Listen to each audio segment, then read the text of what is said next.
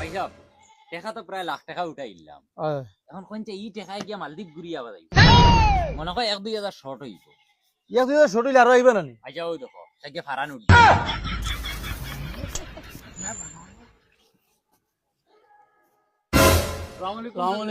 ওয়ালাইকুম আসসালাম।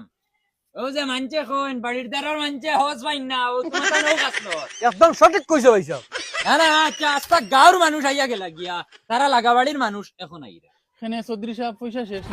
যাও রে পয়সা শেষ হইতো কিতা লাগি, পয়সা আবো আমরা আনাজ যাইতাম, ই পয়সা যেগুন ইগুন তোমার তার লাগান মানছে দিয়া গেছো আমরা রে খরচ গাড়ি ভাড়া আমরা দে ও টাউনে যাইমু খরচ আছে না, টাকা 50,000 আনতে হইলে তো 1 লাখ টাকা খরচ করা লাগবে।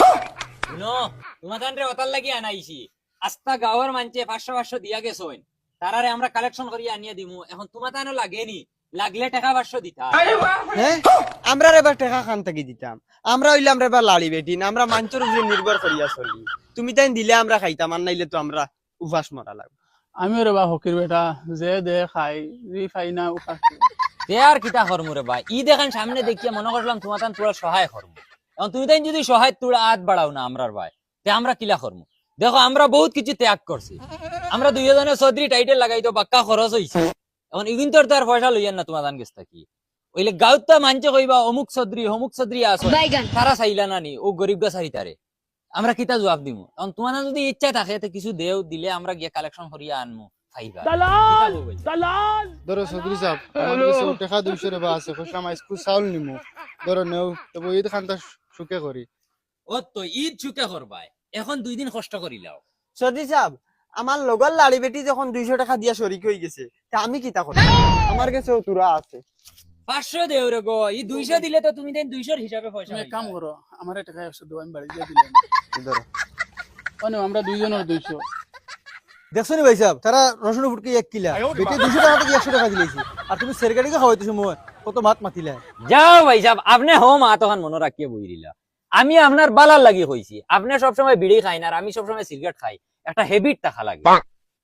ও আচ্ছা আপনারা দেখা আপনারা খবর দিমু এমনেও যাইন। আসসালামু আলাইকুম। ওয়ালাইকুম আসসালাম। আর চৌধুরী সকলের লাই দোয়া করবা। ভাই সাহেব এখন তো পয়সারও জোগাড় হয়ে গেছে, 2 জনের ঈদ মালদ্বীপ সাগরের ফারো যাইবা, দক্কা রেডি হইয়া বারো কামিও যাইয়ার বাড়ির মাত্র 10 মিনিটের ভিতরে বাড়াইবা, আর বাবিরে শুনাইবা না হলে হলে জলদি ধরো অগুন আপনার কাছে রাখি লাগবে, একলগে বাড়াই যাই। কিতা বাসা খানো গেছলা? আমি গেছিলাম রে বাবা বখাই চৌধুরীর বাড়িতে, কিতা লাগি? বেটাই শুনছি মানুষের হেল্প করে, ঈদ এখন সামনে আইছে, যার গেছি যত ভারের লর আমরা কইছে কিছু একটা দিতাম, আমরা কিছু একটা দিছি, কইছে ঈদের সময় বাড়াইয়া দিব। বাড়াইয়া দিব মানে বুঝলাম না চাচা। তারা যদি 500 করে দেও তে হে 1000-2000 টাকার খরচ বাড়াইয়া দিব। ও আচ্ছা তে তো বালা রে বা, ওলা গাঁৱত 1-2টা মানুষ থাকতে লাগে যেটা হেল্প করে নিতো টাইমে গরিব। আচ্ছা বালা, আল্লাহ বেটারে হায়াত দেখ। যাও তো চাচা।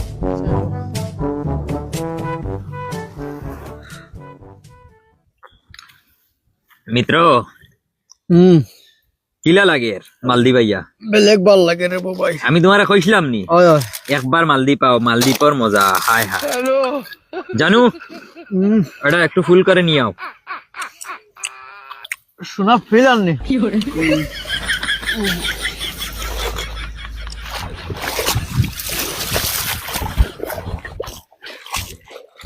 শালার ইনো বহুত ইনজয় দেখা, 4-5 বছর আগে আইতে লাগলো। ইগুন কি গুন্ডে ইনো তো দেখি বখাই চৌধুরী আর ফুরদাং চৌধুরী। শালাইন বাড়িত গরিব গুড়া মানুষের টেকা মারিয়া আর মালদ্বীপ আইয়া ফুরিং দিয়া মাসাজ করাইতরা আর এনজয় করায় না। তোমার বাড়িত গিয়া আইস কই মুই দেখিন তোর গেছে লাগাই মুরো, আমার এনজয় লাগতো না।